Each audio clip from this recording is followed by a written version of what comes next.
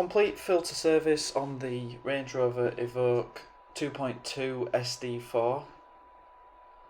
Starting underneath the car, we need to remove the under tray, which is held on by 8mm bolts all the way around.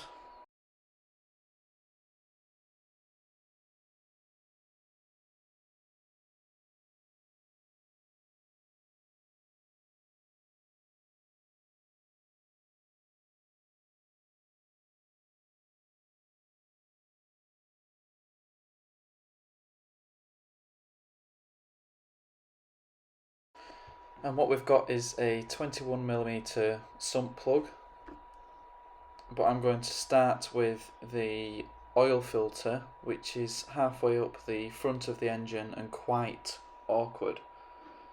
So the oil filter housing top is a 27mm socket, but there is no room to get a socket in. So I had to very slowly move it across with a spanner. So this might be a very difficult service to do on the ground without access to a lift or a pit.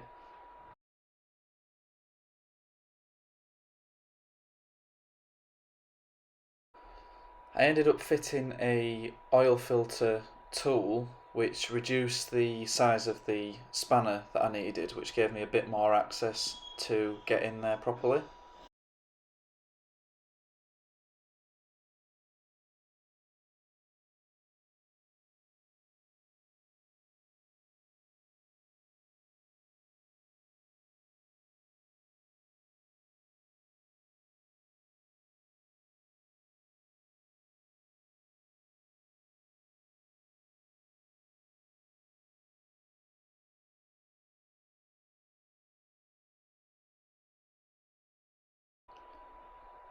So eventually managed to get the oil filter top out, and the filter sits inside the oil filter cap. Now to remove the sump plug and leave the oil draining as long as it takes. The longer you can leave it, the better, to drain out as much oil as possible.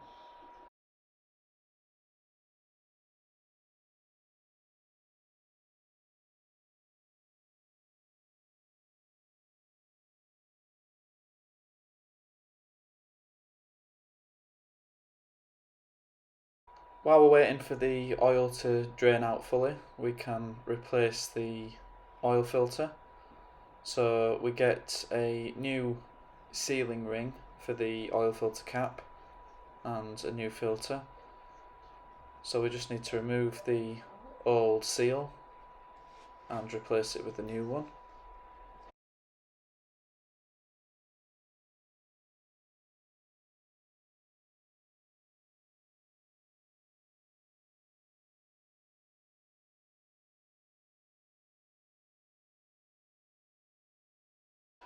Fit the new filter in the housing cap, and then make sure that the O-ring has a light smearing of oil all over it. Repeat the same awkward procedure to refit the oil filter and tighten to 25 Newton meters. Although, as you can see with this type of oil filter housing, the oil filter is sealed as soon as the plastic hits the metal. Replace the sump plug washer for a new one. Unfortunately, we didn't have one at the time, so we need to take special care when refitting that we do have a good seal.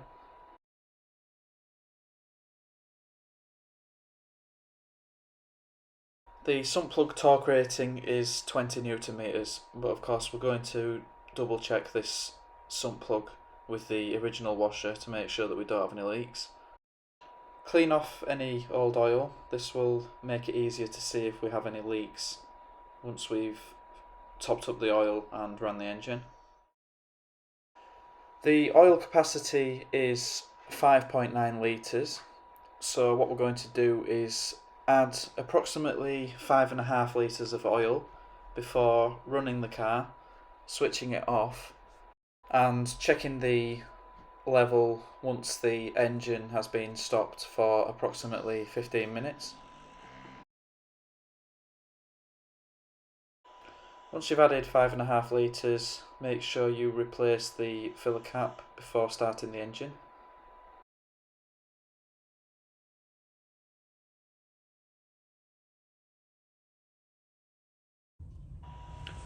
Start the engine and run it for a few minutes, then switch it off for at least 10 minutes before checking the oil level.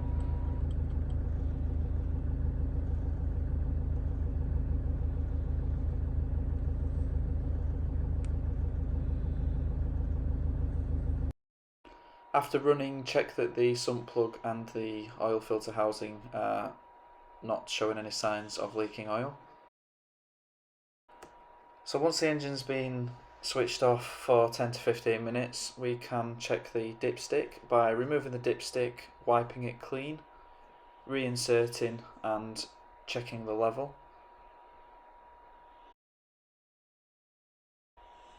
And as you can see, the max level is the cutout, so we could add a tiny amount, but we are pretty close to the level. Now for the air filter, we've got crosshead screws going around the air filter box.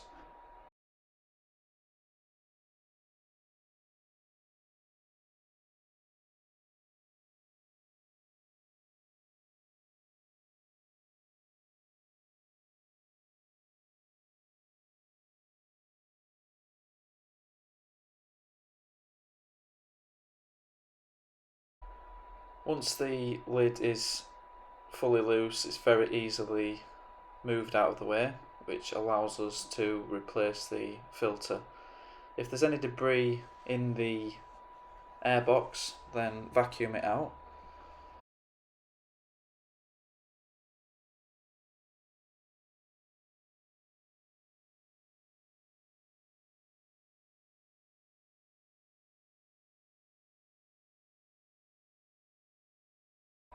And when fitting a new filter, just make sure that the edges are well seated in the box.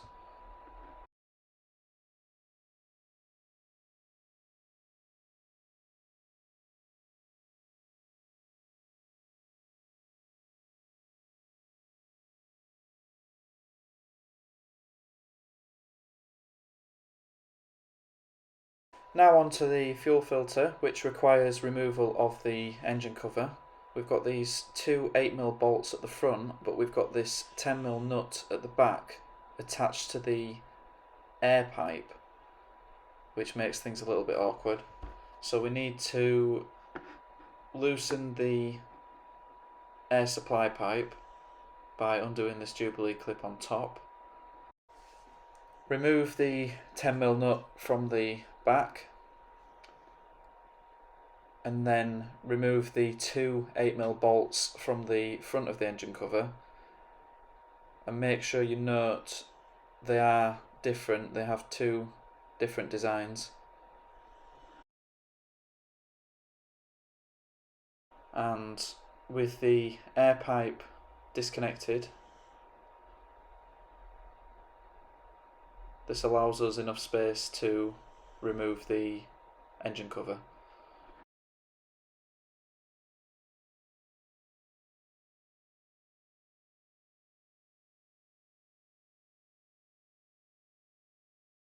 This is the new filter, a complete sealed unit, which you would think would make things easy, but it's very difficult to actually get it fully removed.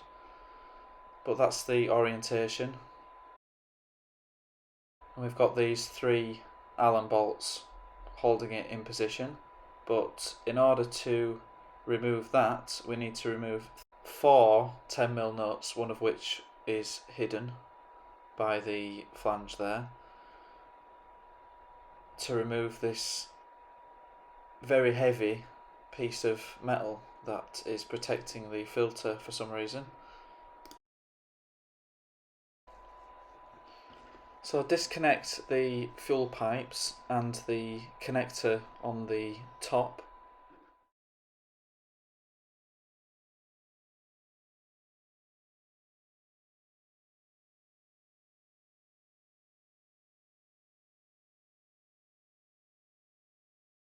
Remove the 3 hex bolts.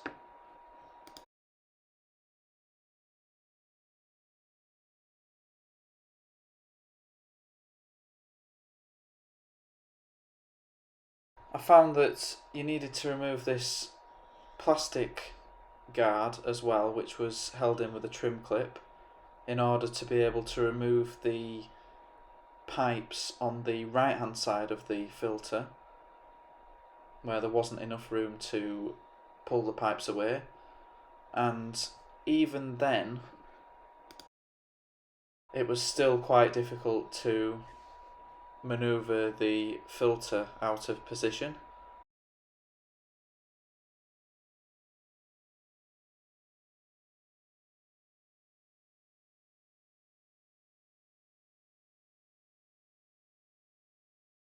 And then it turned out there was a connector for a water sensor attached to the bottom of the filter, but it was actually a dummy. So the connector was real, but there was no sensor fitted to the filter.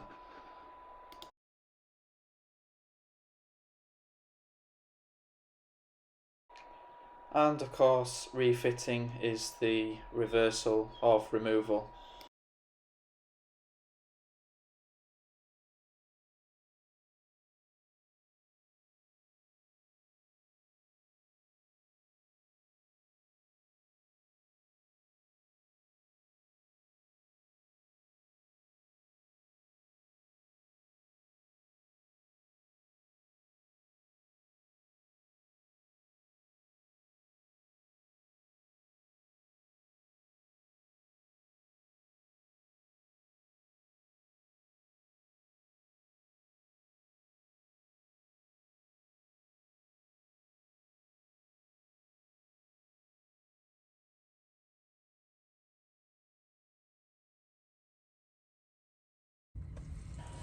Now, I didn't expect to have any trouble with this car, as it has a lift pump in the tank that we could hear activating. So I cycled the ignition a few times in order to activate the lift pump, and the car started up. However, it cut out and wouldn't start again. This would turn out to be an airlock.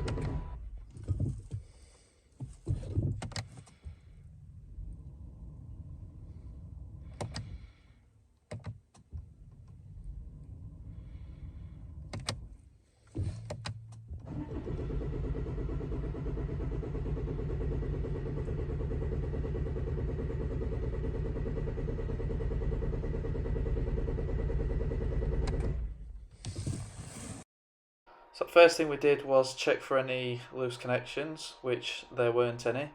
Everything was attached as it should be. Then we followed the fuel feed all the way to the high pressure pump on the side of the engine.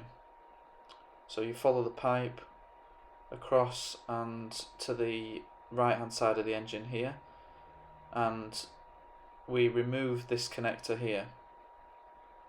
With the fuel pipe removed at the high pressure pump, we pumped air into the fuel tank, and this pushed the fuel through. So what I'm doing here is I'm holding the fuel pipe, waiting for the fuel to come through, of course, yeah. at which point I'll reconnect it and the car should start.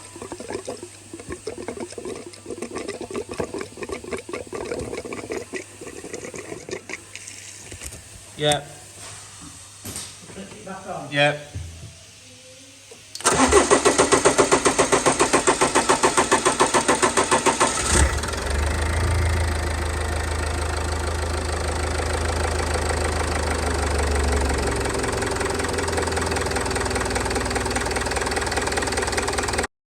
Finally, we move on to the cabin filter, which is in the passenger footwell, and it's located to the right here, but we need to remove this part of the kick panel here.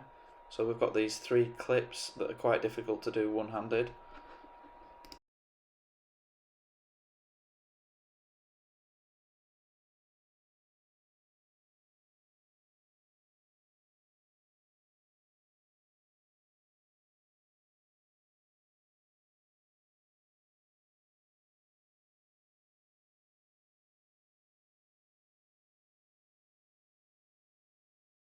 Got this plastic panel covering the fuse box.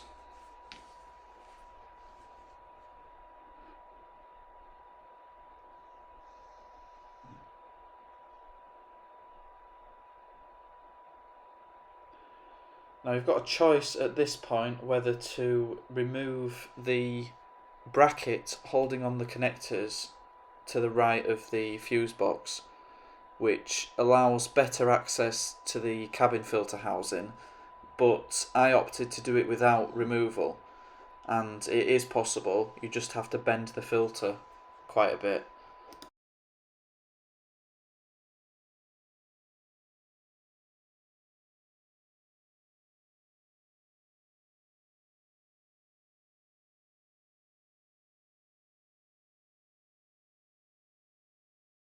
Make sure you check the orientation of the original filter. There will be arrows on there, so that was the original position. We know that the airflow is that way.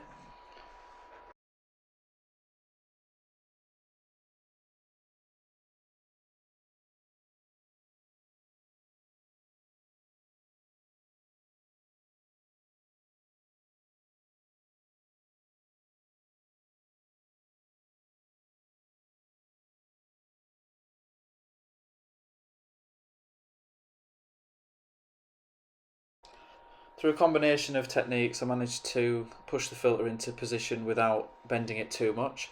If I can manage to do this with one hand, then it shouldn't be too difficult if you're not using one hand to record at the same time.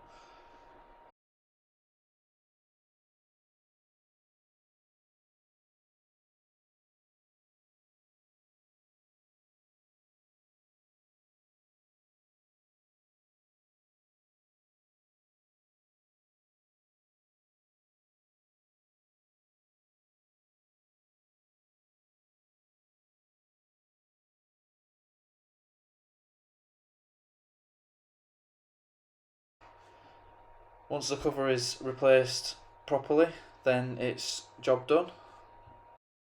Once we have the covers and panels replaced, that's the service complete on the Range Rover Evoque.